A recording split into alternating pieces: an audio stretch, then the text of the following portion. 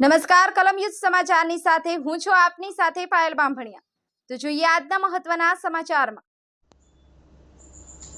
ડોક્ટરોની હડતાળ હોવાથી દર્દીઓને પડી રહી છે હાલાકી। નવી સિવિલ હોસ્પિટલ 24 નંબર ચામડી વિભાગમાં દર્દીઓની કતાર જોવા મળી। સવારે 8 વાગ્યાથી દર્દીઓની લાંબી કતાર। 24 નંબરના ચામડી વિભાગ ખાતે એક જ ડોક્ટર હોવાને કારણે દર્દીઓને પડી રહી છે। હાલ નવી સિવિલ હોસ્પિટલનું તંત્ર ક્યાંકની ક્યાંક આ કતાર જોઈ અને નિષ્ફળ સાબિત થઈ રહ્યું હોય તેવા દ્રશ્યો આપણને જોવા મળી રહ્યા છે। નવી સિવિલ હોસ્પિટલનું તંત્ર દ્વારા નવી સિવિલ હોસ્પિટલમાં પૂરતી વ્યવસ્થાના દાવાઓ કરવામાં આવે છે, પરંતુ આ લાંબી કતારો અને દર્દીઓને પડતી હાલાકીના દ્રશ્યો જોઈ ક્યાંક ને ક્યાંક નવી સિવિલ હોસ્પિટલના દાવાઓની પોલ ખુલ્લી પડી હોય તેવા દ્રશ્ય આપણે જોવા મળી રહ્યા છે। કલમી સમાચાર।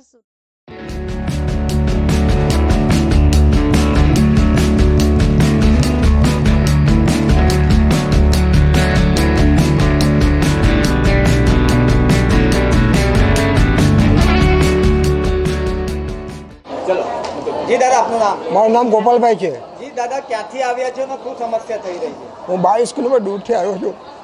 9 વાગ્યાનો ભૂકો તરસો આ બીજી વાર આવ્યો છું, પણ મારો નંબર અત્યાર સુધી લાવ્યો નથી। હું એટલો તકલીફમાં છું, આ પરેશાન છું આ રોગથી કે પૂછો મત। પાણી બી નથી પીવાનું મળતું હોય, કંઈ ખાવાની વાત તો નાસ્તો આગળ પાણી બી નથી પીવાનું મળતું હોય ગોટો। શેનો ઈલાજ માટે આવ્યા? હું છે ને ચામડીનો રોગ છે, ખંજવાળ થાય છે શરીરમાં। બીજી વખત આવ્યા છો? પહેલી વખત શું થયું? પહેલી વખત આ જ પ્રમાણે ઉઠું, પહેલી વખત આ જ પ્રમાણે ગીડી ઉઠી, 1 વાગે બંધ થઈ ગયો એટલે ચાલ્યો ગયો। બીજી વાર આવ્યો તો આ જ પ્રમાણે છે, 9 વાગે આવ્યો છું।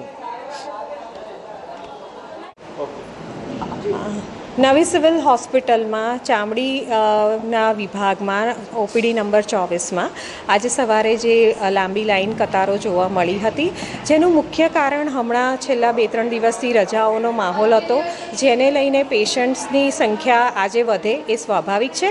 અને એની સાથે આપ સૌ જાણો છો તે પ્રમાણે દેશભરના રેસિડેન્ટ ડૉક્ટર્સ અત્યારે હડતાલ ઉપર છે, જેને લઈને ચામડી વિભાગમાં અમારી પાસે માત્ર ને માત્ર એક જ તબીબી શિક્ષક ડ્યુટી ઉપર છે, જેને લઈને જે 3-4 દિવસથી પેશન્ટનો ભરાવો હતો, જેને લઈને આજે લાંબી લાઈનો જોવા મળી હતી। પરંતુ એ પરિસ્થિતિને પહોંચી વળવા માટે ડીનશ્રી તરફથી અને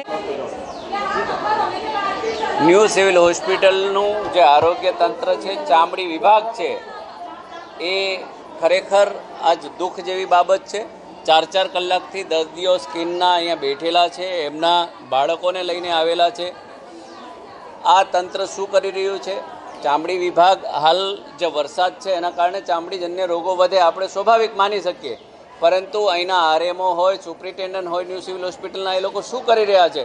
એક જ ડૉક્ટરનો એપોઇન્ટ હોય અને એના કારણે આ વ્યવસ્થા થઈ છે। ડૉક્ટરોની હડતાલ છે એ આપણે માની શકીએ છીએ, એ લોકોએ પ્રતિક ઉપવાસ કર્યા છે, એની કોઈ ના નથી, પરંતુ જે પરિસ્થિતિ આ ન્યૂ સિવિલ હોસ્પિટલની છે એ ખૂબ દયનીય છે, ખરાબ છે। તમે સુવિધાના નામે જે કરોડો રૂપિયા રાજ્ય સરકાર આપે છે